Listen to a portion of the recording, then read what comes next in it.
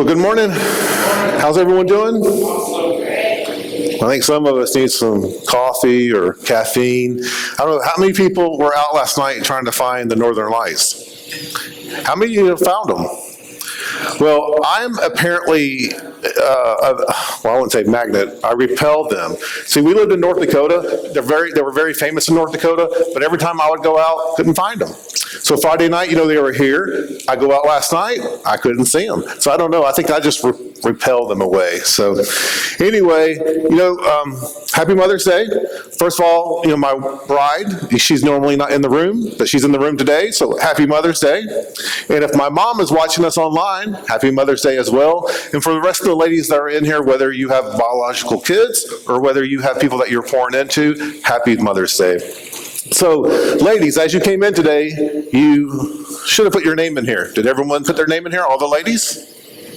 I'm assuming they did. So we're going to do a little drawing, and we have a little gift for you. So let's make sure I don't see who I'm giving to. Sydney.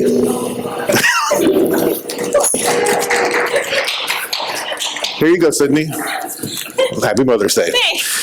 And for the rest of the ladies in the room, 18 years old and older, we do have a special gift for you. So when you leave today, make sure you go out these doors here, and there's a black table with a little treat there for you as well. I brought some flowers. So anyone who wants a flower, it's a cosmos.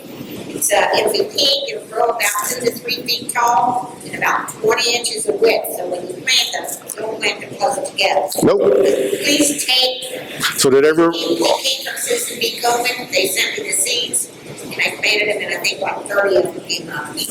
So did all the ladies hear that? You actually can get a flower as well, but like she said, don't plant them together. If you take more than one, or you may have a jungle in your yard. I don't know. It kind of reminds me of what, like the kudzu, or at least in Georgia. I don't know if you have them here, but you plant this kudzu and it just goes everywhere. So anyway, today, like I said, happy Mother's Day.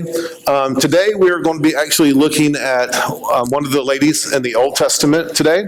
So if you have your Bibles, whether it's a physical copy or digital copy, go ahead and turn to the book of Esther with me.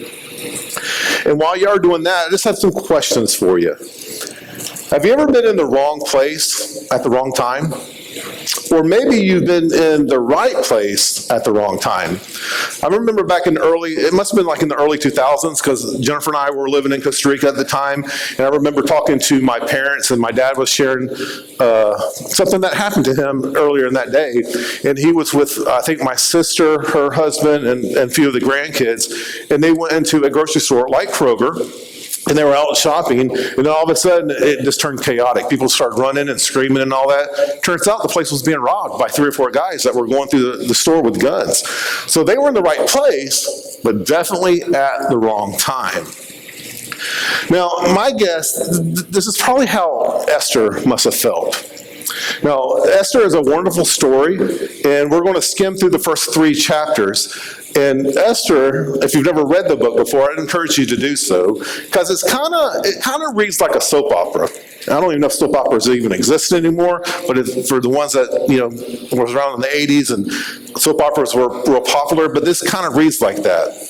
So I'd encourage you this week, if you have never read the story of Esther before, go ahead and read it, because it's a wonderful story with lots of interesting characters. Because I think many times she felt like she was in the right place but the wrong time, or then there was some things that she felt like she may have been in the wrong place at the wrong time. So has anyone else felt like that they've been in the wrong place? Wrong place, wrong time, right place, wrong time. And I think a lot of times we might even think that we're in the wrong place at the wrong time.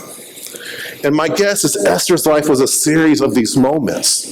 In fact, the book of Esther is a series of wrong places, wrong times, right places, and right times. So today, on this particular Mother's Day, we're going to focus on the words of Esther. And I can imagine her feeling that she was in the wrong place at the wrong time, but yet she was in the right time. So, and we're just going to breeze through the first 3 chapters. But in the first chapter, you have this king. You know, and I know I'm not going to say his name right, Xerxes, I don't know. I'm just going to call him King X. So King X, he was very powerful. He reigned over 127 provinces that expanded from India to Ethiopia. And so at the time, he had this idea that he wanted to throw this party. He wanted to kind of showboat his wealth that he had and his power that he had. So he invited all of his military figures, his princesses and officials and stuff like that, and they threw this big, huge party. Now, for most of us, when we throw a party, it's just a couple hours, right? Well, this party it was actually for 180 days.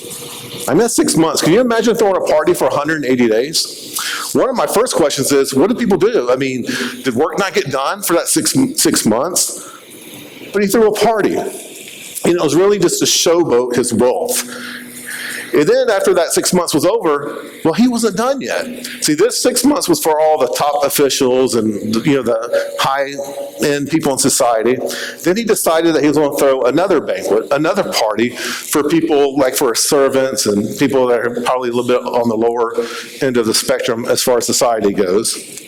But he told the person that was in charge, look, I want people to be able to come here. I want them to eat what they want to eat, as much as they want to eat. They can drink if they want. They can drink as much as they want. It doesn't matter. I just want them to be able to have a good time. And this banquet lasted 7 days. So the first 6 months, we're not told much about it, but this particular in the 7 days, actually the king ended up getting drunk. It says half drunk in the scriptures, but it's pretty much he got drunk. And then at the same time, his queen, Vashti, was having her own banquet as well. But he got this idea while he was drunk that, he said, like, man, I've already shown people my wealth. I've shown them my splendor. I've shown them everything that I have to offer except for one thing. I have the most beautiful wife in the kingdom, and I want to show her off. Like a trophy wife. Well, she said, no, I'm not coming. I mean, he sent his people to go get her, and she said, no, I'm not coming. Well, in this culture, one does not say no to the king. See, if you said no to the king, then you would end up probably being killed, being dead. So here you have this king telling his queen to come here if I can show you off, and her, for whatever reason, it could have been she was too busy with her own parties or whatever, she said no.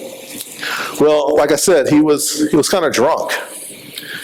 And so he went to his advisors and he says, man, what is going on? This queen said no to me. Is there anything in the law that says what I'm supposed to do when my queen says no? Well, these advisors got together and they basically said, you know what? If the queen says no to the king, that means our wives can say no to us. So what are we going to tell the king? Well, they told the king that she needed to be an example and that she needed to be banished from him, never to be seen by, or that she's not allowed to come into his presence at all, and that she needed to be stripped of her crown. So that's what he did. He banished her away, and then he took her crown away. And then he had to come up with another queen. And that leads us to chapter 2.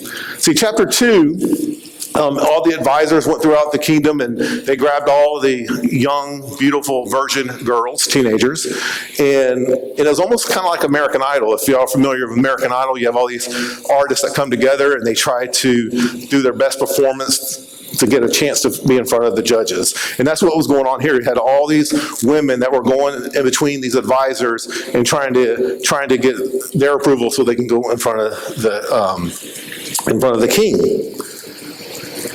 Now, what we're being told here is Esther, which is one of the main characters in this book. She ends up winning the king's favor. I mean, she was very beautiful. She won the king's favor. So she ended up getting the crown. And when she got the crown, I mean, they just lavished her with the best clothing that one can have. They gave her horses, and then they had more parties for her, and they applauded her. So I'm pretty sure at this time right now, Esther's feeling great. Oh, this is awesome. I'm being spoiled. I beat out all these ladies to be the queen. And but one thing though, Esther is a Jewish person, and Mordecai, who is her cousin, and this is a weird story too. Mordecai is her cousin, but her parents died, and somehow he ended up raising her. But he told her, shh, you need to be quiet. Do not tell people that you're Jewish. It may not go over well. So Esther agrees, so she keeps her nationality to herself. And for right now, she's thinking that she's in the right place at the right time because everything is going great. Well, then we jump to chapter 3. Chapter 3, we get to be introduced to another person by the name of Haman. Now, Haman was a very powerful person. He actually ended up becoming the second in command to the king. And so when he would walk down the street, people would bow down to him. And this kind of fed his ego. He was power hungry. It kind of fed his ego when when he would walk and people would bow. And one particular day, it tells us in chapter 3 that he was walking down the street and people were bowing down except for one person. That one person that would not bow down to him was Mordecai. Because Mordecai, remember, he was Jewish. He believed that it was wrong to bow down to another person. So he thought that he would only pay that type of respect to God himself, and he would not give that kind of respect to people. Now, of course, Haman, at this point in time, his ego is up high and all that. And so he's like, how dare this person not bow down to me? So Haman became furious. He became angry. And then somehow he found out that Mordecai was a Jew. So he says, well, you know what? I'm going to get Haman, or I'm going to get Mordecai really good. I just don't want to kill him now. I want to kill all of his people just to avenge and kill Mordecai. So he comes up with this plan. He goes in front of the king, and he tells the king that we got all these foreigners living in the land that are not following your laws. And I'll put my own money and bounty in order for you to arrest him. And he actually put up about $3 billion, which I don't know how this guy was that filthy rich, but he put up $3 billion. And so the king was like, oh, well, okay, you're right. So these people aren't following my laws, so do what you want with them. So they picked a certain day of a certain month, and the law was set that all the Jews in Persia were going to be killed. They were going to be massacred. So you can imagine when this news travels and it gets to Mordecai, he is actually distressed. And now here we come to the key part for us, and we're going to read it in chapter 4. And you can either read along with me or you can either watch it on the screen. But we're going to start in verse number 8. It says, Mordecai gave Hathcock, I don't know how I say his name, so I'll say H, gave a copy to the decree issued in Susa that called for the death of all Jews. And he asked H to show it to Esther. He also asked H to explain it to her, to urge her to go to the king to beg for mercy and plead for her people. So H returned to Esther with Mordecai's message. Then Esther told him to go back and relay this message to Mordecai. The whole world knows that anyone who appears before the king in his inner court without being invited is doomed to die unless the king holds out his great scepter. And the king has not called for me to come to him in more than a month. So H gave Esther's message to Mordecai. Mordecai sent back this reply to Esther. Don't think for a moment that you will escape there in the place when all other Jews are killed. If you keep quiet at a time like this, deliverance for the Jews will arise from some other place, but you and your relatives will die. What's more, who can say but that you have been elevated to the palace for such a time as this? Then Esther sent this reply to Mordecai. Go and gather together all the Jews of Susa and fast for me. Do not eat or drink for 3 days, night or day. My maids and I will do the same. And then, though it is against the law, I will go in to see the king. If I must die, I am willing to die. So Mordecai went away and did as Esther told him. I mean, this is a wonderful challenge to Esther. And I believe it's a challenge we should hear as well. And here's basically what Mordecai is telling Esther. He's telling her, Esther, now is the time. This is the place, and you're the person. Only you can do this, Esther. You are the one. You're in the right place at the right time. Now, I can just imagine Esther. She's probably thinking, no. This isn't really the right time. Not right now. But see, this is one of those moments, like seize the day type of moments. This was like, do something with the moment you have, Esther, and now is the time.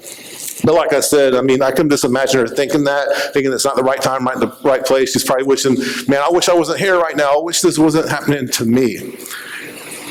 But Mordecai, he begins to ask her because he sees the hesitancy, and he basically asks her, what are you waiting for? What are you waiting for? And I'd like to encourage you just to read the rest of the book of Esther, and you can find out what happens to Haman. You can find out what happens to Mordecai and even Esther herself. But see, in this chapter 4, we see that Esther has to make a choice. She has to make a choice of either, going before the king and ultimately maybe losing her life, or just going and doing her own thing. And I think we have a choice to make too. See 219 Church, we're a brand new church here. We are a new church plant, and God has called us here to impact this community. So I think that God is even telling us to make a choice. Are we just going to come here on Sunday mornings, or are we going to try to impact and win this community for Him? And the same thing that Mordecai asked Esther was, what are you waiting for? So the same question can be asked of us as well. What are we waiting for? I mean, that's a good question, isn't it?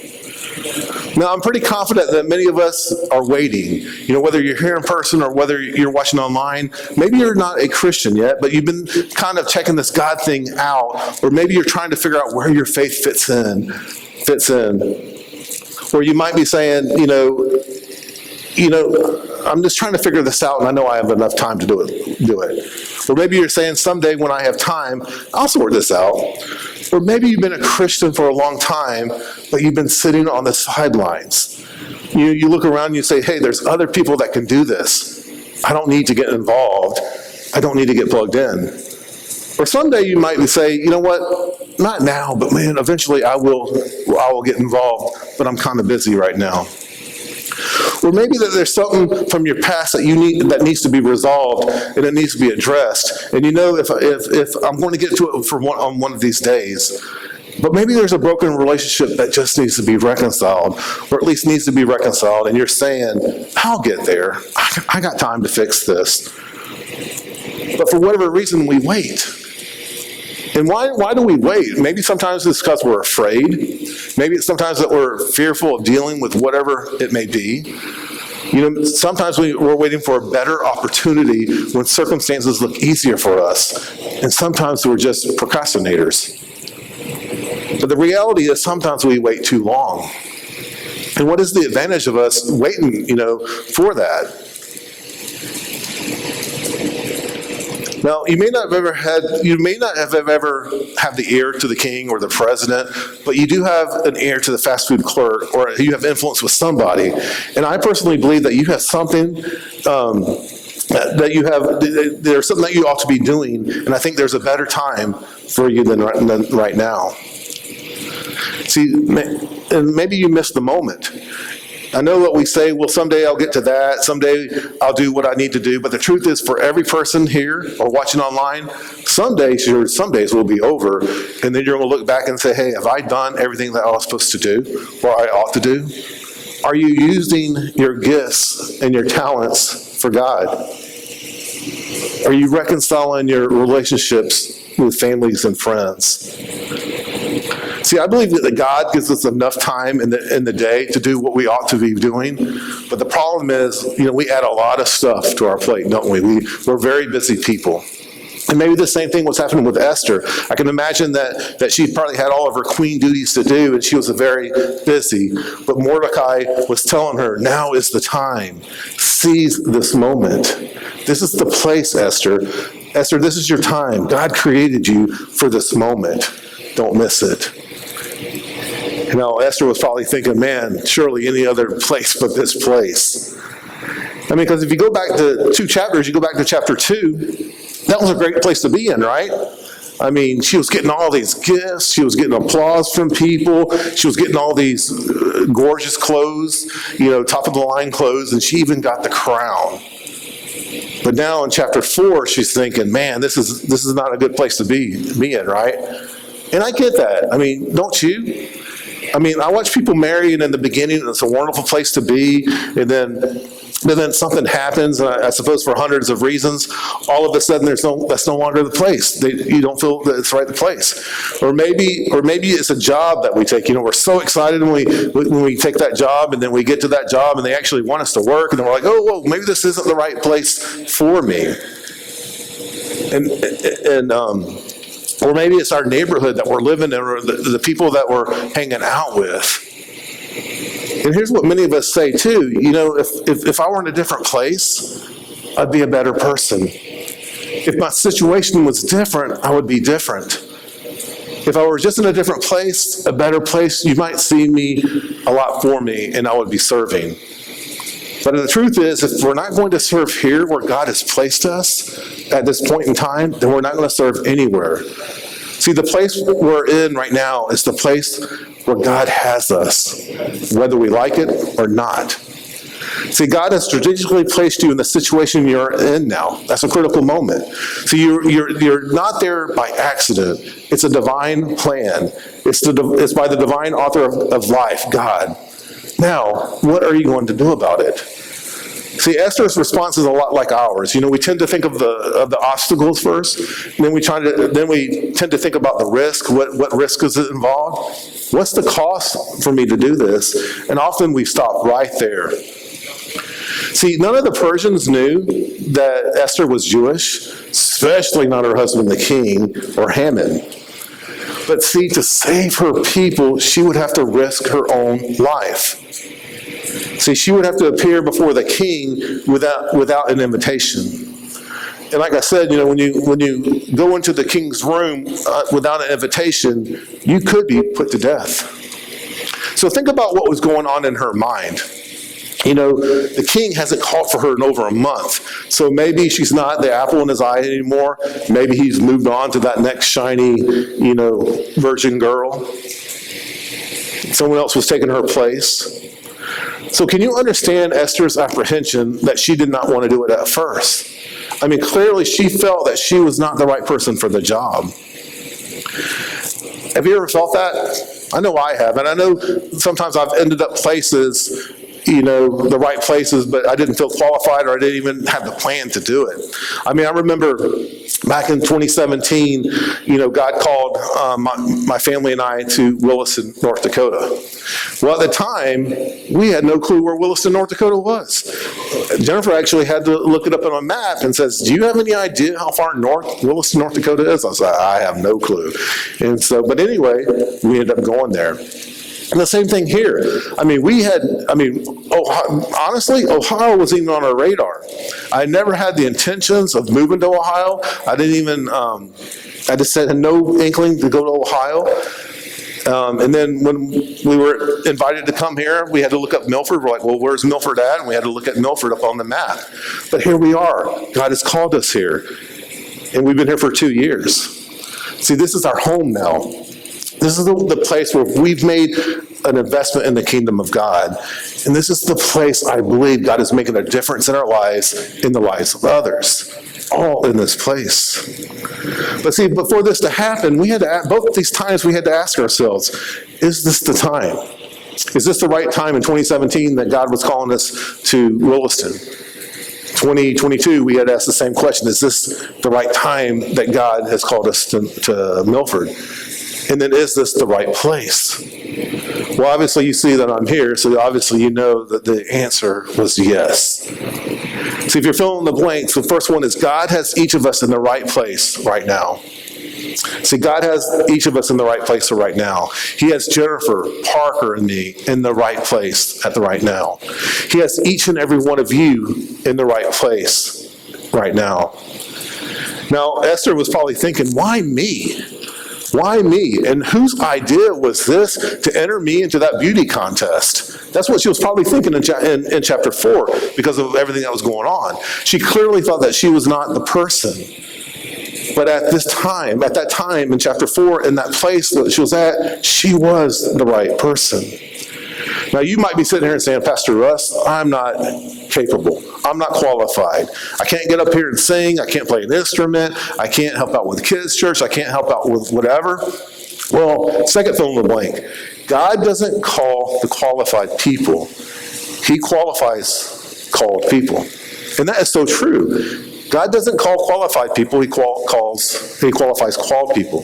Think about the people that Jesus hung out with. You ever thought about that? Think about the people that he called upon to help him. First person that stands out is Peter. Now, if you don't know anything about Peter, Peter was very impulsive.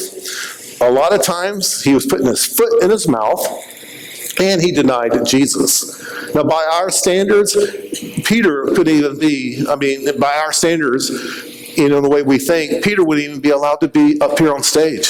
He wouldn't be able to lead a ministry because that's how bad Peter was. And then you had Thomas. The night that Jesus was betrayed, he said he was one of the ones that said, hey, Jesus, we're with you. If we're going to die, let's die together. But then after Jesus rose again, he was the one that had so much doubt. He says, look, I'm not going to believe that Jesus has risen from the grave unless I see him, unless I see the holes that are in his arms or his wrist and his feet. Man, then there was James and John. Now, John, we call the apostle of love. But do you know what the Bible calls these two guys, James and John? They call them the sons of thunder. And one of the reasons is because one time they were going through this village, and the people of the village were being nasty to Jesus. They were being nasty to the disciples and all that. So Peter, or James and John got together, everyone said, hey, look, we should just pray for these people, and we should find ways to serve them. No, that's not what they said at all. What they said was, Jesus, these people are rude, they're nasty, let's call down fire from heaven and just wipe these people off the face of the earth. That's pretty crude, right? But you know what? Who we would have thought that would have been part of our group? The guy that had the three-piece Tioga, the patent leather sandals, and he drove a nice camel. That was Judas. And Jesus and the rest of the disciples put him in charge of the money. So he was trusted, but he never let God get a hold of his heart. So the next fill in the blank is, now is the time, this is the place, and we're the people. See, now is the time. 2022. Last year, or 2023, what are we, 24? So 23, we launched this church. This is the time that God has for us. And this is the place. God is not through with this location. He wants us to go out and reach the 63.7% of the people that don't believe in God. And we're the people. We're the people to do that. And if you're thinking, not now, then when? And I know some of us might be thinking, someday we'll do it. But if it's not here, then where? See, I think a lot of times we think that it's when I'm in another place or when I'm in a different group, when I feel like I'm more needed. But if not here, it won't be anywhere. And if not you, then who? I remember, like I said, I moved to North Dakota in 2017, and I think around 2018, we had this vision of reaching a 4-hour radius out of Williston, North Dakota, because we had people driving from 4 hours just to come to church because there weren't other churches in the area. And I just remember, we had this idea, this vision to go out and plant churches and campuses and all that in that 4-hour time frame. And I remember our district superintendent coming, and he asked us, if we weren't going to do this, then who's going to do it? So my question for all of us here is, if we don't go out and reach these 63.7% of the people, who will? So what does Esther do? She tells Mordecai, I'll go. And if I die, I die. So what great words from Esther. She took the God challenge. It was her day, it was her time, and she did it. And notice that she just didn't just run to the king. She got this challenge, she got this calling from God to go in front of the king, but she did not run to the king. What she did was she asked for some of the most significant prayer ever recorded in the Bible. See, she called and asked for everyone to fast, and not just for a day. She told everyone to not eat for 3 days, no eating or drinking, and her included. And then she says, once that happens, then she'll enter to see the king, and he is thrilled to see her. But you need to read the rest of the story to see what happens. See, Esther grabbed hold of the offer from God. We never know when we might be able to make that difference we are called to make. Sometimes we need to go to the king, but our king always is accepting of your presence. There should never be fear as when we come to God. So we are also called to go, we're called to serve, and we're called to make a difference in the name of Jesus. See, it's to find those who have needs and to meet those needs. The Bible's very clear that, who is hungry around you, you should feed them. Who is thirsty, you should give them a drink. Who needs clothing, give them clothes. Who needs shelter, shelter them. Who needs a visit, visit them. Who needs a friend, be their friend. And who needs a hug, hug them. And then also, who needs grace, give them grace. See, God's call isn't so difficult, and when we follow his call, when we agree we're in the right place at the right time, we realize in new and fresh ways of God's blessings. And those are the rewards for being Christ on earth. See, I don't want to look back on my life and regret that I took it the easy, the safe way. I want to ask the questions, did I enjoy the moment? Did I take every advantage that God gave me? Did I seize the day? See, I don't want regrets. I don't want you to have regrets either. And only you can make that decision.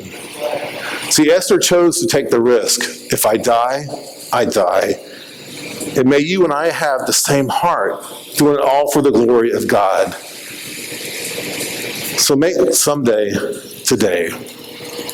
And so as the band comes on up, one of the things about this that I wanted us to hear from this is that, guys, we are the people. We are the people. This is the right time. This is the right place that God has called each and every one of us here to 219 Church. And there are plenty of opportunities that we can go and be the hands and feet of Jesus. Whether, if you could, I know I joke around about it, but maybe if you're singing, Ann got up there on stage and she's singing. Maybe you have musical talented where you can be up here. Or maybe you're a person that's just bubbly, has a big old smile on their face all the time. You can greet people as they come in. Or if you like kids, maybe you can go and help out with the kids. Because today I'm seeing that we have a full house in there. But with that said, I will have you just start praying about areas that you can help out. And matter of fact, I think in the summer we're actually going to have like a little ministry fair where you can actually find out information about how and where to get involved in. So with that being said, let's worship. Before we get out of here, I just want to do a few quick reminders, and some of them I'm just going to piggyback on Nevaeh, the announcements that she gave.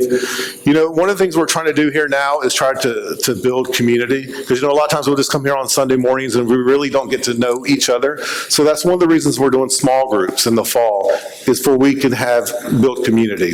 So during the summer, I think probably around July we'll start promoting groups, and so just look out for the groups and see which one you would fit you, and I would encourage you to do that. But also community night. We're going to start having community nights where we can just come together and just get to know each other, and that's what this family game night is all about. And not only that, but I know you probably have friends and you probably have relatives that would not come in here and sit on a church morning, but they may be interested in coming to a game night. So with that being said, pick out some of your favorite games. We have some games, and if you were to bring your favorite games and your favorite snacks for us all to share, I encourage you to come on that Friday. What was it, in May? See, I don't even know. They don't even let me know these things. May 24th. So with that, and then also with that being said, before you're dismissed, ladies, don't forget to walk out the doors here and get your special gift. And I'm hoping that you go and have a great day, and that your kids and everyone important in your life will go take you out to a nice lunch or dinner. I don't know. I know some of us was telling us about bowling and all that. And also, we're starting a new series next week. I am so thrilled about this series. It's all in Live Like Jesus. And the part of our network of churches that we are a part of, that's one of the things that we strive to do and to be, is to live like Jesus. So I actually want you, before you stand up, if you can direct your attention to the screen, I got a little clip of what the series is going to be about.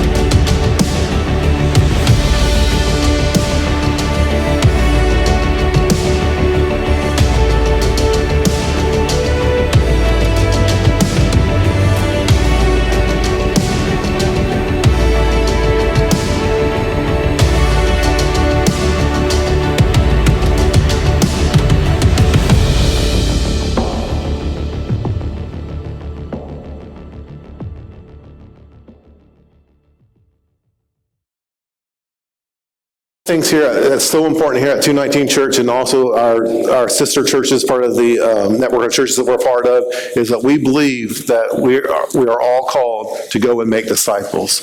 And the only way we can do that is to live like Jesus. So with that being said, I'd like to invite you to come back next week. God bless. Go have a great day and go be the church.